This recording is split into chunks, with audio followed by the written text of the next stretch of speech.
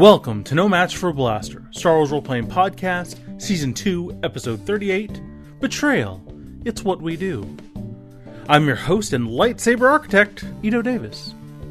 If you're new here, No Match for a Blaster is an actual play podcast featuring the Morality Plays crew playing the Star Wars role-playing system by Fantasy Flight Games.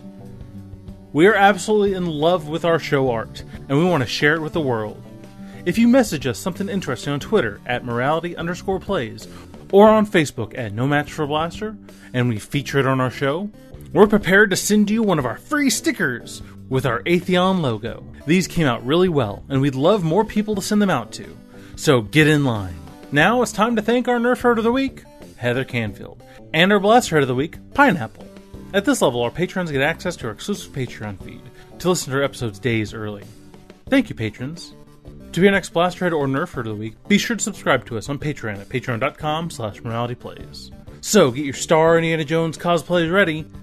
Wait, Bobby, isn't that just Han Solo? That's literally Han Solo.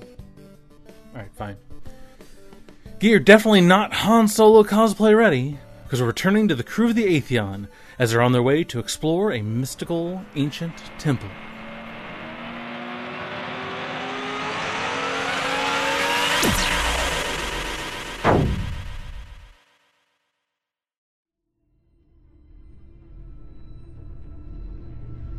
Open. Moff Spozak's intelligence log. In searching the city planet of Segura for an ancient Jedi temple, buried beneath centuries of industrialism, the crew of the Atheon has struck a deal with former researcher of the Jedi, Chohif. In exchange for entry into the temple, the crew has agreed to save the Miraluka's friend Phi-Fon from the close watch of a local gang calling themselves the Embered Glare. Phi-Fon, however, has revealed himself to be at odds with the expectations of his rescue squad. Close. Intelligence log.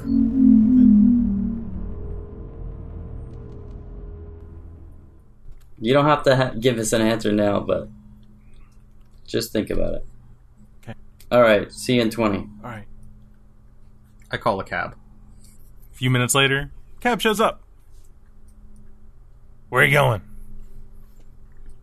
These coordinates. Yeah. Everybody We are tourists. We are sightseeing. We are from another world. I look for buttons. Sure, one opens a window. There you go. We probably want to close that, Kamaya. Kamaya. I look for extra buttons on my clothes. Oh, you know. oh, sorry. Okay, roll it. Okay, that's my difficulty. Average. Two purple. I got an advantage. Yeah. I find no extra buttons. You know what concerns me, Captain? What's that? Where did that TIE fighter come from? What? The TIE fighter that blew the other cab out of the sky. Well, they probably stole it from the First Order, she says as she's looking through and she's counting the buttons on her jacket. Possibly. I think I'm clean. S4M turns and looks at you.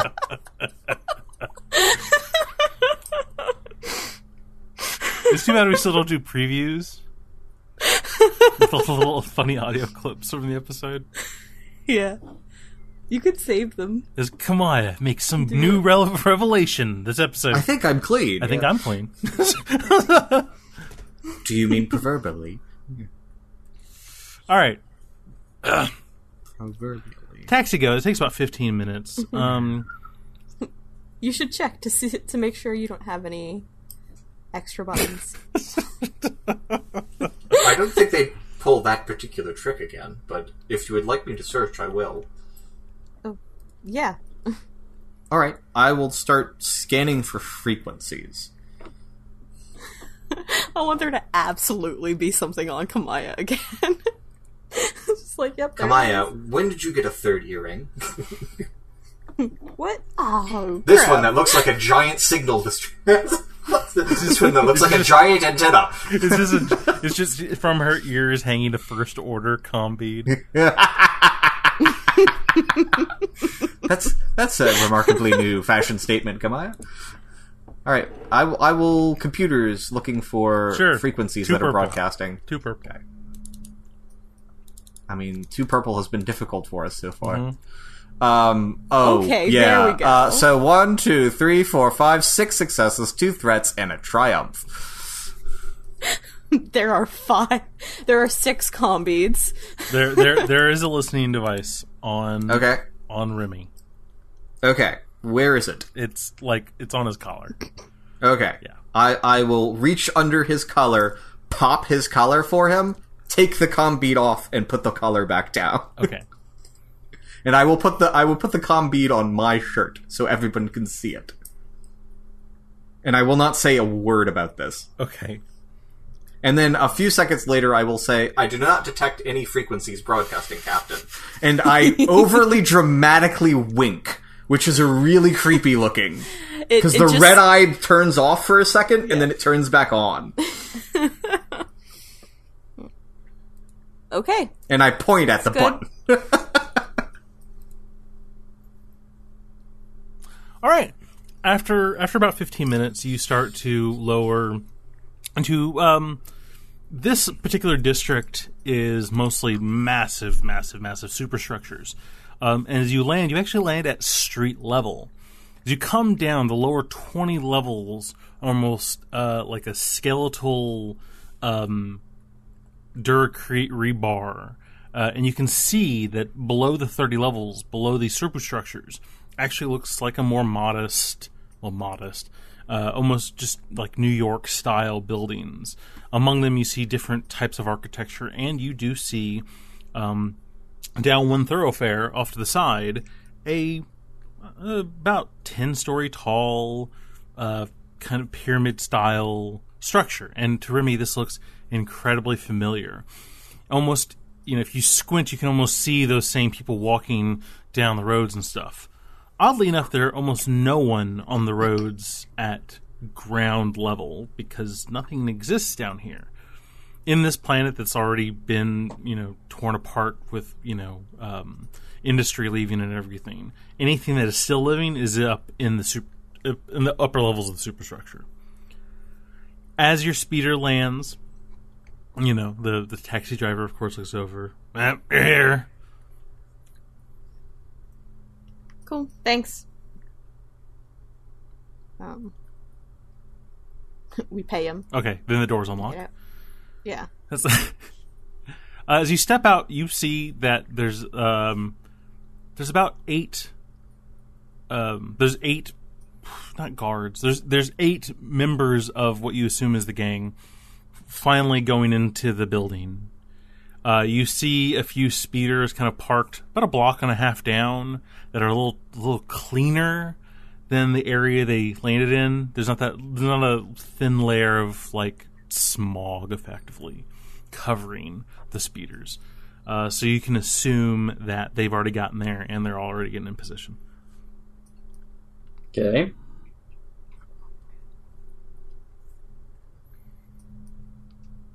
Based off time, you got about 5 minutes until he said he was going to be there. And the other guys are not really hiding themselves very well. No, they went inside. You guys aren't inside yet. They've gone inside the temple. Yeah. You can see their speeders, and for you to know what you're looking for, you can kind of tell that there's 4 or 5 speeders a block and a half away in different directions that look a little too clean. I'm wondering if I should mention this out loud. Captain, I can see the Embered Glare's speeders. They do not match this surrounding very well. Perhaps you should calm them and indicate that they should hide themselves a little bit better. I think it'll be alright.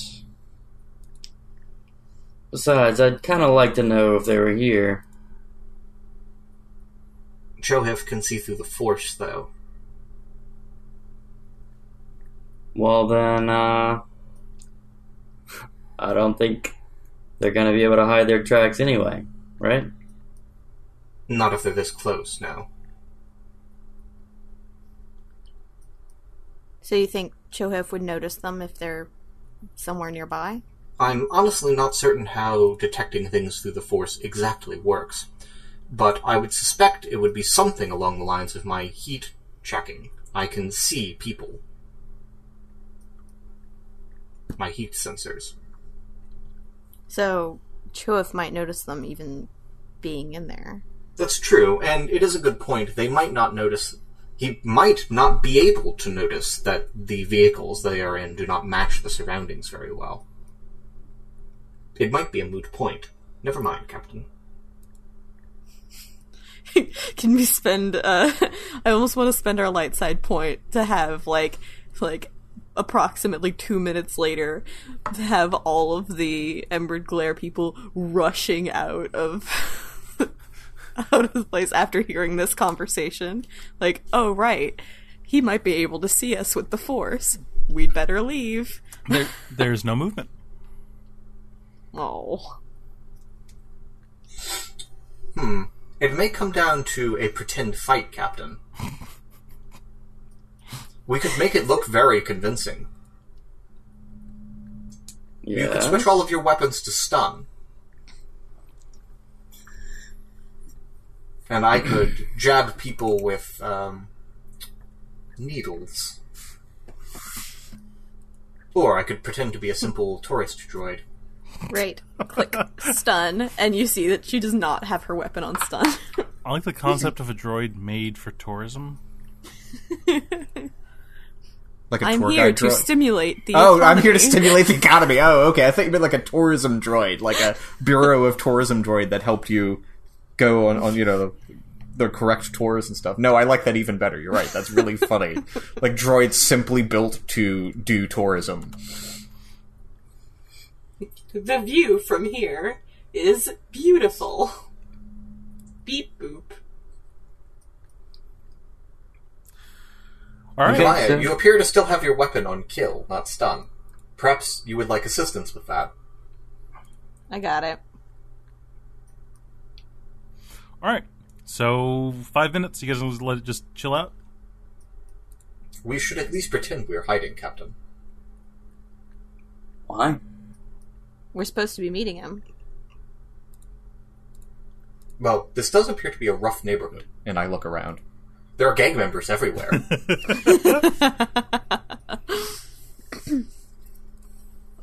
Sorry, I couldn't resist, Captain. So yeah, I guess we just wait on him. All right. After a little bit, a pretty, beat up speeder shows up. It's pretty small. It's like a smart car version of a speeder. It goes and lands, and out steps Chohif. Yeah, Kamaya, this is the first time you get to see Chohif. His clothes are, kind of rough and wrinkled, and looks like he's slept in them. And he has a small, very, it's just like a piece of cloth over his eyes. It's not, they've told you that they see through the Force, and you just see that he has not exactly a band. It's kind of like a loose bandana around his eyes. And he steps out, and he looks exhausted. Mm-hmm. And this would be the first time that he's seeing me as well. Yes. So he lands like 20 feet away from y'all. He steps out of the vehicle, moves forward a little bit, and then he stops dead. Just in mid-step. What's that? Oh. Picture of Amir Luca. Oh. Okay. You must be Chohif? Whoa. Who's that? Oh, me? I assume he's pointing at me? Yeah. Oh, I'm Oh, this is Kamaya. She's our pilot and the other member of our crew. He like his hands are like shaking, and he reaches behind his back. What the hell is that? What? I believe he's referring to your wound. Oh. Yeah. You can... I guess you would be able to... His body is see perfectly that. squared up to you, but where his face is looks like it's pained to even be pointed in the same direction as you for a moment. Well, like I told you, we need something in the temple to combat a Sith Lord. This is a result of that. We've come in. We've had an encounter with him once already. S4 says it's not going to heal. You have to. That is. Is what? Do you know anything about this? You helped me. I'll help you. I'll let you get in there. Just whatever that scar is, you can't stay in there long, okay? I can't... Is there some kind of defense that's going to go against me? I don't know what is still left on you. That mark that's still on you. God, it's... As best as I can tell, it is the result of the use of a force power against Kamaya by the S-Word Lord. Would it be preferable if she walked behind you? Yes. Just please lead on. It's too strong. All right, okay. And Maya kind of touches her chest a little bit and looks down for a second, but she lets him go in front of her. Yep, he'll skirt around you. Would you like some medicine? No, Mr. Chohif. No. It's fine. We got to get in there. Okay. He walks. So you don't just see with the Force; you feel that too. That, whatever that is blindingly, just loud. Okay. So he walks in. You guys follow him in. As you kind of, even if you just take a few steps in, you start to see that this place has been torn down to the studs. The first few steps, you see this gorgeous off-white marble with interlaced teal and then oranges, and it's just destroyed. This place has been gutted in every sense of the word. You see the barest structure of pillars. You see where there used to be a door he passes through that looks like it's been torched into and removed. And you start to pass through what used to be a Jedi temple. There are hallways going off to the side that lend itself to this eerie echo as your footsteps move through the bare floor and kicking of small gravel and rocks. It feels eerie and wrong, like you're stepping over someone's grave. Again, I am unjump scareable.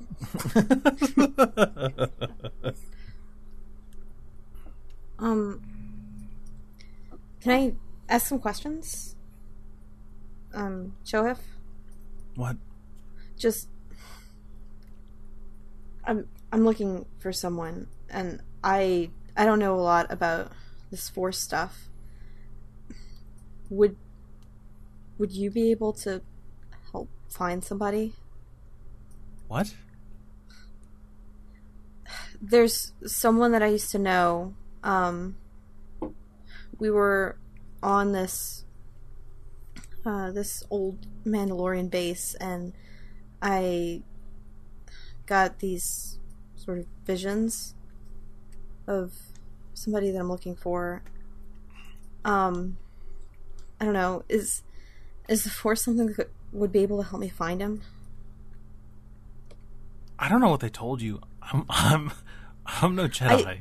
I don't. Yeah, but you see with the Force. Yeah. That's better than we've got. I don't know how to do that. Okay. I guess it couldn't hurt to ask.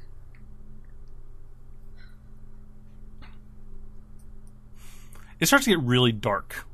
Like, it starts heading you, like, down and down different, like, there's a set of stairs. Not a problem for me. Not a problem for you, not a problem for him. But it starts to get very dark for the rest of you.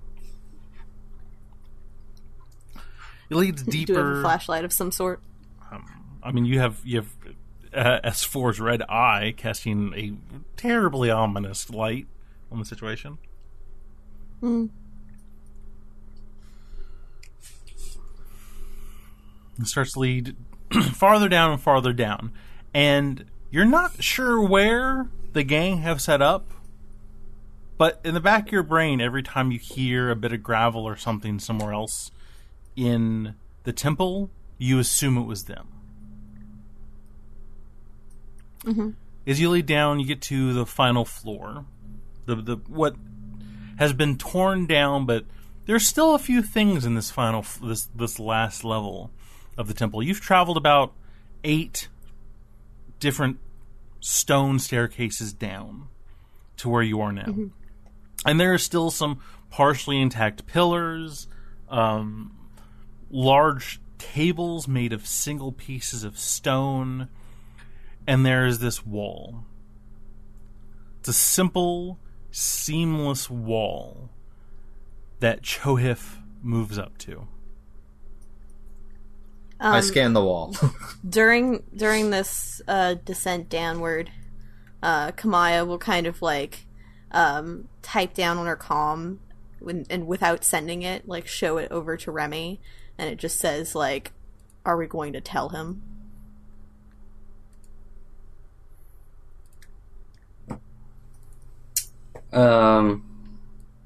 Remy just kind of shakes his head.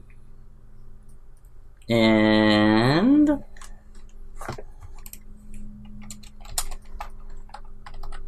then he'll type something back and show you. Do you indicate this to S4M? No. Okay, then I will ignore. I probably will. You just typing stuff out? I sent them something, yeah. Okay. Well, I guess I could. Air that? I guess I could. Yeah, just. Oh, we're not going to air what you said. Yeah. No. Does the audience get to know? Yeah. Well, Audience sure. gets click, click, click, click, click, Click, click, click, click, click, click, click, click. That's good role playing right there. That's well, yeah. I type. Way to commit. I type back in double cross the glare, and I send it to. Or I just show it to S4 as well. So that's the plan. It's to double cross them. S4M types back. Recalculating. Chohif. Kamaya checks the thermal detonator on her belt. Checks her rifle. Yeah. Chohif is up to the wall. He rests down on his knees, running a hand across the wall, almost as if moving small switches or levers or some pattern on the wall that you don't see, or a mechanism that you can't perceive. Every time he has a motion with his hands, you can see a weight, like lower almost onto his shoulders. His body crumples in, and you hear him breathing harder and harder. Then, with one motion, he moves his hand from right to left, and his head rests against the wall. His forehead rests against the wall, and you start to hear movement, rumbling under your feet. As he started looking more strained, Kamaya went to take a step towards him, and then kind of remembered about her chest, and she took a couple steps away. And started looking around, trying to get eyes on any Glare gang members who might be watching. The floor you're standing on shifts a bit. Off to the left and right of you, large portions of the ground slide across as you have light starting to pour from underneath. A soft, white light. In the back of your head, you hear a calming hum. Except for me. Except, because he can't blink. That's right. Because you can't blink. And well, neither can the Miraluka. Kamai, you have the swelling sensation of genuine excitement and curiosity boil within you. Okay. Like, I feel that's not my emotion. Roll me do willpower. I think that I am excited and curious? Roll me a willpower. Okay. Difficulty? Difficulty 1 red. Just straight willpower? Yep.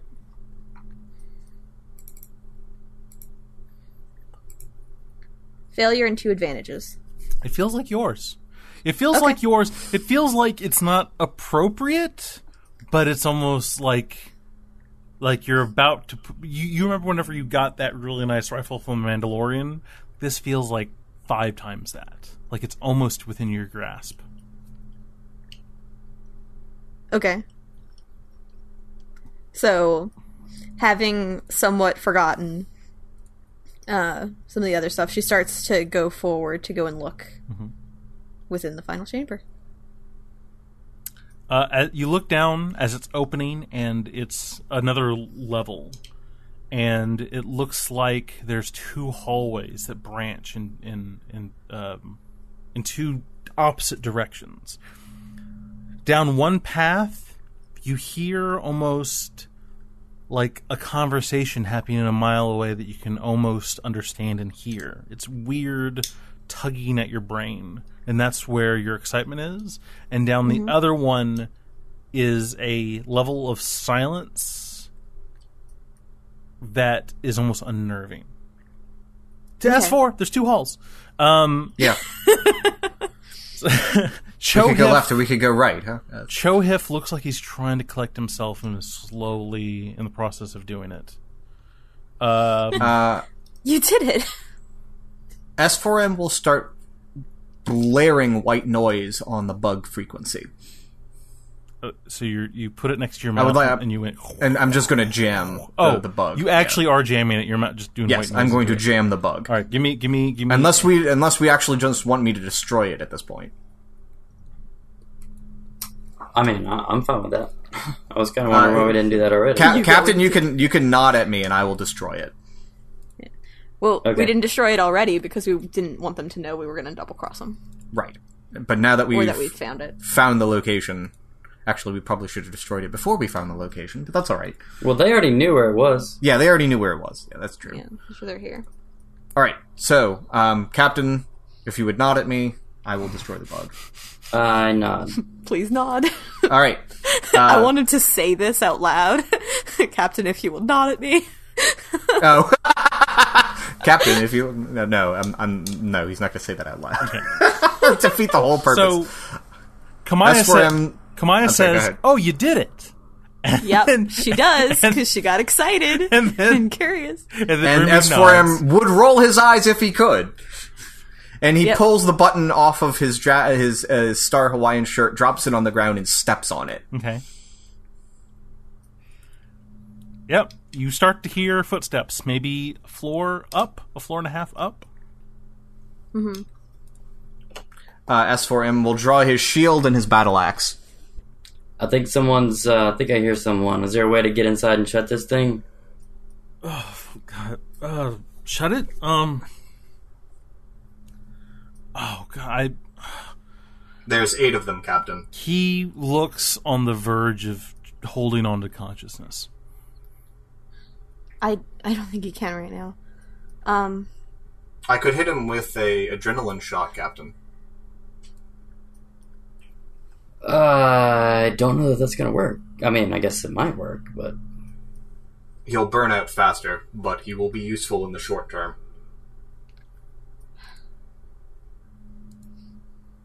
Whatever we're gonna do, we need to do it quick. Let's get inside. Let's get inside there. All right, S4M will back towards the entrance with his shield and his battle axe up. Okay. This is a very wide staircase down. You could have like 6 S4 shoulder to shoulder. Oh dear. Just so so I'm not going to hold this line. Got it. Yeah. Can you close it part way to kind of make a choke point? just need a minute. Okay. Here, you should move inside. She goes to help and then remembers again and stops. Do you need me to carry him, Kamaya? Tries to stop from going closer to him. Just help him up.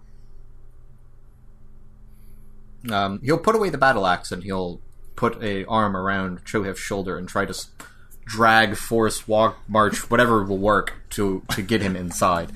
All right, you try and use the If I have to shift him bodily, I will try to shift him bodily. Okay. Yeah, he needs help. Yep. I'll help too. Yeah. Maya has her rifle out and is pointing it in the opposite direction. All right. So, you guys, where do you take? You take him down the stairs? Yes. Okay. You take him down the stairs.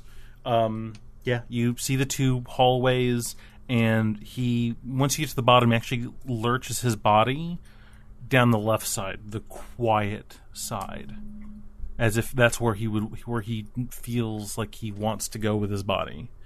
Okay, well, S4M does not understand that. Wait, what about this way? Don't you hear something?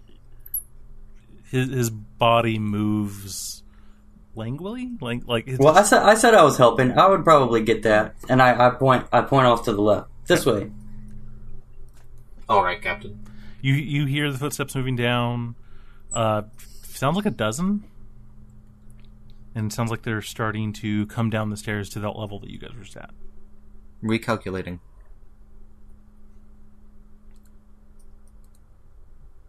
Likely 12, Captain. 12.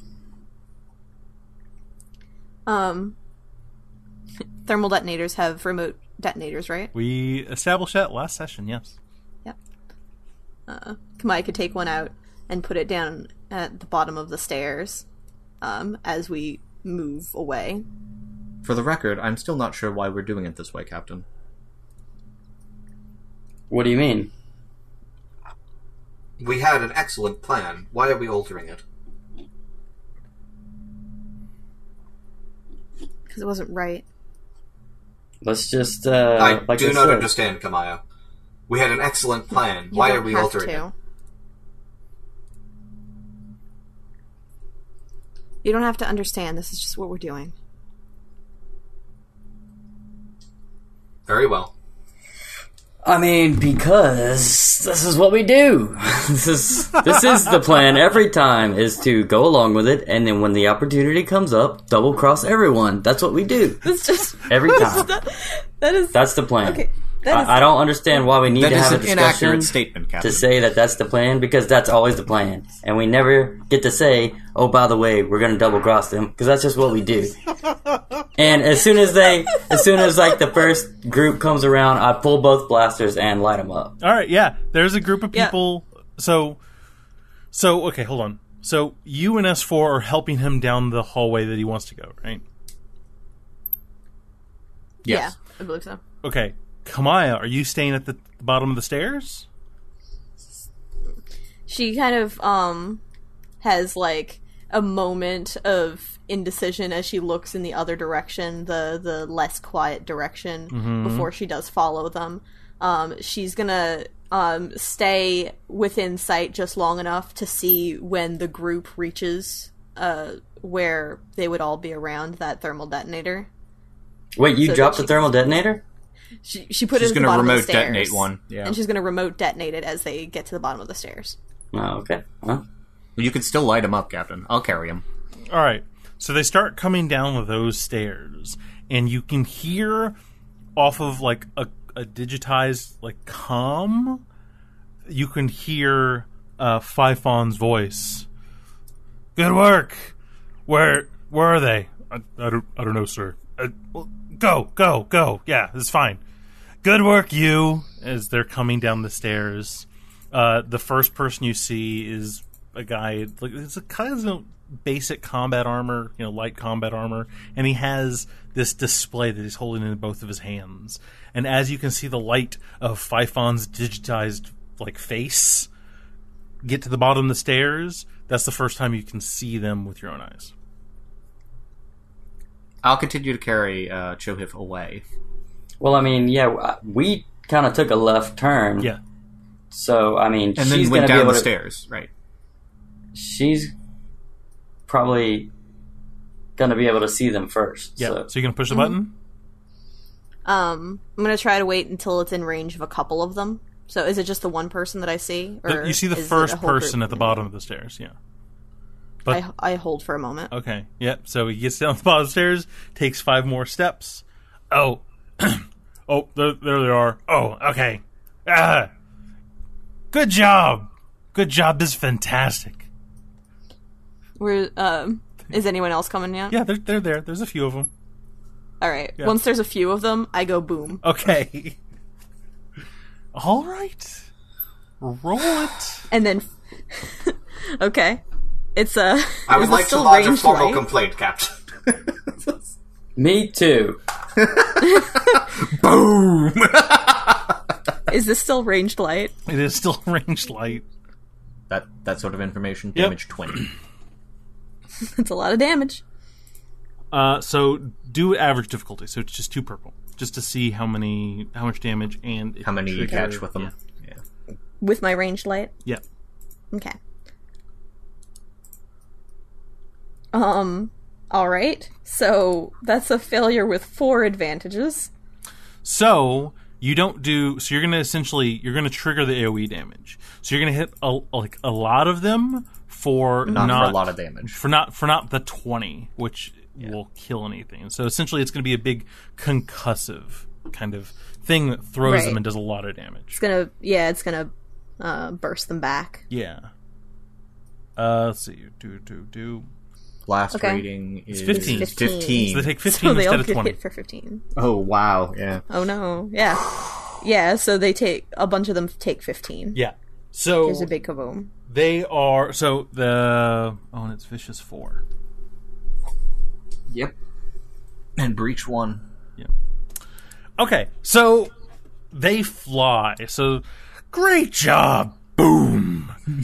everybody who has ears and didn't get blown up, you are just deafened. You are in a hallway and a thermal detonator went off. Everyone is thrown. You all are thrown like 10 feet down the hall. Thermal detonators. I thought they turned a corner. And I was just looking around the corner. The corner is to you. So the stairs come down. The moment the stairs hit, the hallway goes left and right. Okay. Yeah.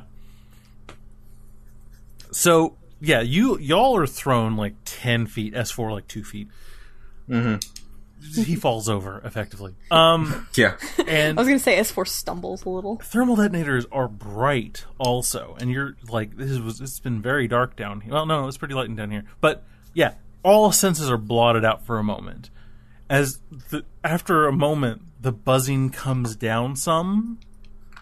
All your senses regain. S4, you'll regain your senses first, and you can see that. I just feel like I shut everything down for a second and reboot it. That's a precaution. That works. Yeah. You know how like modern laptops, when you drop them, they know they're being dropped from more than 3 feet. They stop everything they're doing. That's what you did. Yes. You understand a thermal detonator is going off, like, nope. just I'm turn off going for to a shut second. myself down here for a second. Yeah. This is going to be dangerous. As your senses start to come back on, you notice that Chohif is kind of stumble walking down the hall, and he's about Oh, he got away from us? yeah, he's about 20. Yeah, everyone Okay. got thrown, and he's about 25 feet down the way he wants to go, and then there's another door, another 20 feet down. Is it an actual door? Yeah, or is it a wall he's stumbling it's towards a again? door. It's an old Republic door. Okay. Yeah, you would recognize these kind of doors. Okay, I would like to medically scan Chohif to the extent that I can. I'm afraid he's been injured. Not from 25 feet. Okay. Yeah. Then I'm going to try to get up and walk towards him so I can scan him. Okay, yeah, you can walk towards And him. I will ask him, are you all right, Chohif? Excuse me, are you all right, Mr. Chohif? He does not regard you at all. Okay. Chohif? You two come to your senses a moment or two later, and there are bits. Well, I mean, we were separated because she stopped and I kept going for a little while. Yeah, it still hit you. Yeah, you two will kind of regain your senses. That's fine. But... Yeah, the distance between you two wasn't great enough that you would really regain your senses too much faster? sooner. Remy, you regain your senses. You see S4 down the ways going towards Chohif. As you look back, you see that there is a chunk out of the floor missing, there's a chunk out of the ceiling missing, and there are a lot of chunks of people missing? Chunks of people. Not all of them. It looks like there's like 3 of them that were really close to the epicenter that are just... They're gone. They're no longer. They're now parts of the prop department. They're not no longer casting. You know what I mean? no one's getting credits. Okay. Is there any? Did any of them survive? Yes. So there are some that are moving. There is one that got flung down the opposite hallway. There's one that got flung towards you, and you can kind of see that there is movement along the stairs. You also hear more people upstairs as your hearing slowly comes back in. But they are moving. It sounds like you probably have like 2 rounds until the people who got thrown or were anywhere near that thermal detonator could do something. I shoot the one closest to me. All right, we're do that. We're gonna do initiative for that. Oh, okay. Yeah. Kamaya, you see basically the same thing. But the call from the other hallway. Give me another will save. Give me another Give me another willpower. Wrong game. Okay. It's going to be a red and a black. Okay. 1 success. Oh, you hear the call in the back of your head, and you understand that you need to be careful. The last thing you should do is kill anybody here. Yeah. You know that there's a call down that hallway of thing that you want, but you understand it for what it is. That it is a room down a hallway on the opposite side of a whole bunch of bad guys, and there was a massive explosion, and you should probably stay with your friends. Okay. So, cool. Good job. So I do want it, but I realize that's not a good idea right now. Yeah. Okay. All right, Initiativo.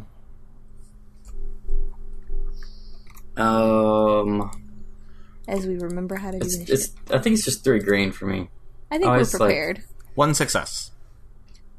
I got 2 successes and an advantage. I got 1 success and 2 advantages. I got 3 successes. All right. So first bad guys, then all of us. Yep.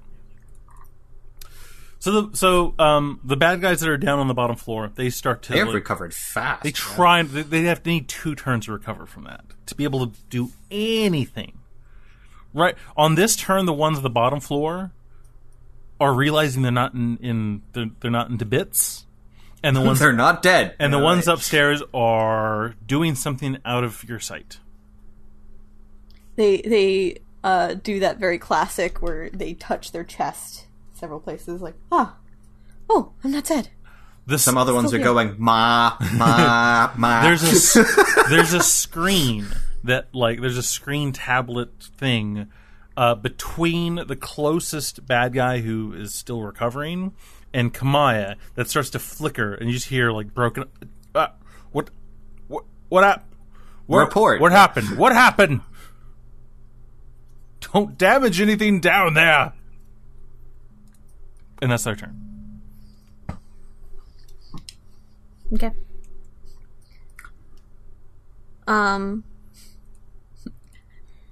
Can I shoot the thing making the screen and disconnect him from? Sure. Because you're gonna spin this later. Right. There was some sort of defense Oh mechanism. my god. Alright, yeah. Difficulty 1. Just, keeping our options. Yeah, I'll do that, and then I'll retreat back a little bit more down the hallway. Difficulty 1. Yes, I do it. You shoot 3 successes and 3 advantages. You shoot the iPad. You shoot the... Alright, what happened? Boo. Alright. Can I use my advantages to make it less clear what direction that bolt came from? With all of the... It's lying on the ground all the facing debris straight and up, everything? so it's looking at the ceiling. So you don't need It probably No, didn't, I it didn't mean get to see for, anything. for the people that are still there. And who are trying to, get themselves... Make it difficult for them to tell which way we went. Maybe there's smoke or debris from the explosion. Like, there's smoke and debris. All they really hear is a blaster shot, since they didn't really get to... Since it didn't hit any of them. They're ready to, if they were all up, they're you guys are engaged in the fight. Okay, alright. Well. There's no side, yeah. Could we use the 3 advantages to make them take an extra turn of being careful, since they know somebody's shooting at them now? I mean, you can give them a black die, I think. Yeah, but it's on the next attack, right? And There's a whole turn. Wasn't that what you there's wanted? another whole turn where that's not going to happen. What are you going to do after you shoot it? You're going to move down the hallway? Yeah, you can... I know what I could do. If I can't, make it so that they don't know where we are or anything like that, I will use it to perform a free maneuver. Yeah, you can do that. So I'm going to add a blue die for the next allied character, and then I'm going to use the other 2 to perform a free maneuver. And that maneuver is going to be moving backward further down the hall. And then as my normal maneuver, I'm going to duck behind a piece of rubble as cover. Okay. Yeah, he is moving without regard for anybody. Including himself. Yeah. Next PC? Do you want to go S4 or you want me to go? You go ahead. Okay. I'm going to... Yeah, I'm going to shoot the one that's closest to me. Alright, yeah, he's kind of writhing. He's starting to, try to get a knee under him. So I'm going to aim. Mm-hmm. I have marksman barrels, and she passed on a blue die. So that's 3 blue die. Yeah. 1 green, 2 yellow, and it's, 2 purple? 1 purple? 2. Medium range. I really want this to be the guy that's touching himself going, "Oh, I'm alive. I've survived. Oh, that's good.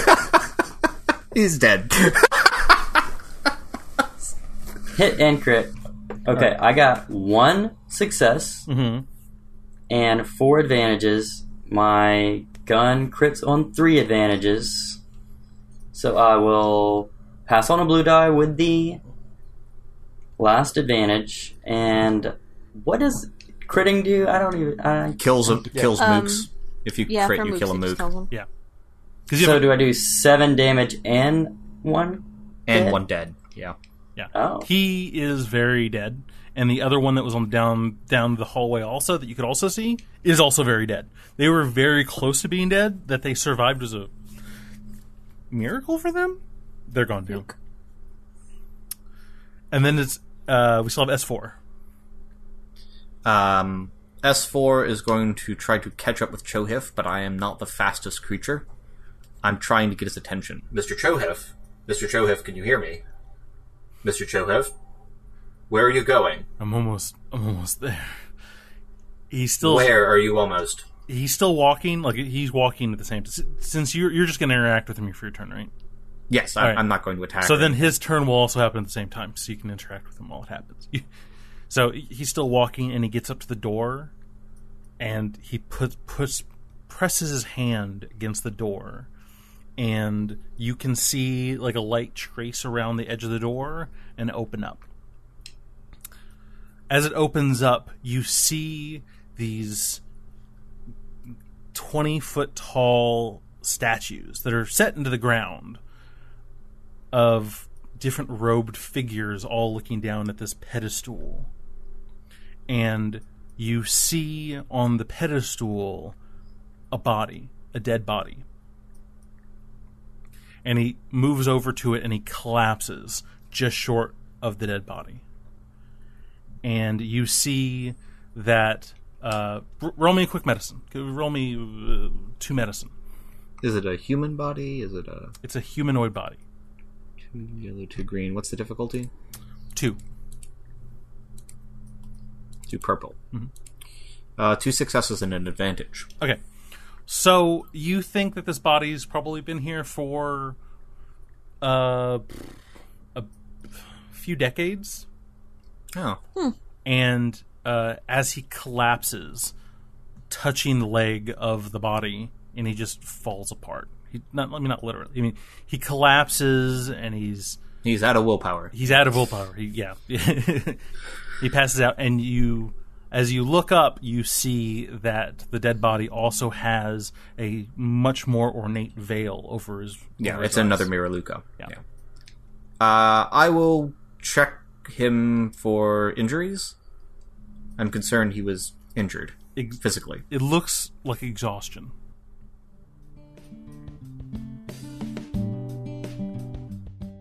Thanks for listening. To make sure you don't miss any big updates, follow us on Facebook at No Match for Blaster or on Twitter at morality_plays. If you enjoyed our show, please leave us a review on iTunes and visit our Patreon at patreon.com/moralityplays. No Match for Blaster is a podcast by Morality Plays. Star Wars, Edge of the Empire, Age of Rebellion, and Force and Destiny are made by Fantasy Flight Games and Lucas Books. Our theme is by Kevin MacLeod. Sound effects by Tristan Longren, Vindus, and Akmov. And of course, I'd like to thank my amazing players. Brandon, playing Remy Drobash. Gerald, playing S4M3L. And Bobby, playing Kamayasaris. And of course, I'd like to thank you, our listeners. And we'll see you again soon, in a galaxy far, far away.